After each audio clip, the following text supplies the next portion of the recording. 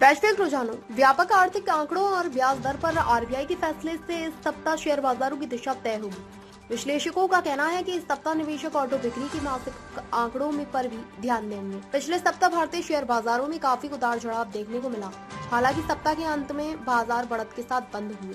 शुक्रवार को बाजार बंद होने के बाद दूसरी तिमाही के जीडीपी के आंकड़े जारी किए गए थे, इसलिए सोमवार को इस पर ब्याज की प्रतिक्रिया देखी जा सकती है। विनिर्माण और खनन क्षेत्रों में खराब प्रदर्शन और कमजोर खपत के कारण चालू वित्त वर्ष की जुलाई सितंबर तिमाही में भारत की आर्थिक वृद्धि पर 5.4% तक गिर गई, जो 2 साल का निचला स्तर है। हालांकि भारत अभी भी सबसे तेजी से बढ़ने वाली प्रमुख अर्थव्यवस्था बना हुआ है। स्वास्थ्य इन्वेस्टमार्ट लिमिटेड के शोध प्रमुख संतोष मीना ने कहा, बाजार सोमवार को 5.4% की निराशाजनक जीडीपी वृद्धि पर प्रतिक्रिया दे सकते हैं।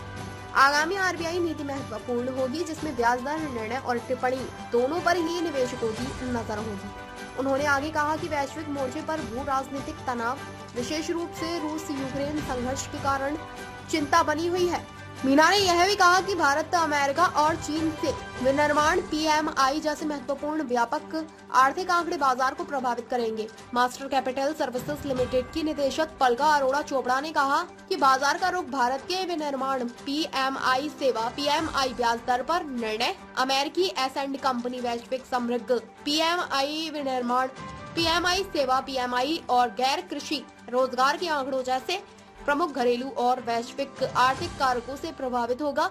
विश्लेषकों ने यह भी कहा कि कच्चे तेल की कीमतों और अमेरिकी डॉलर के रुख से भी बाजार प्रभावित हो सकता है।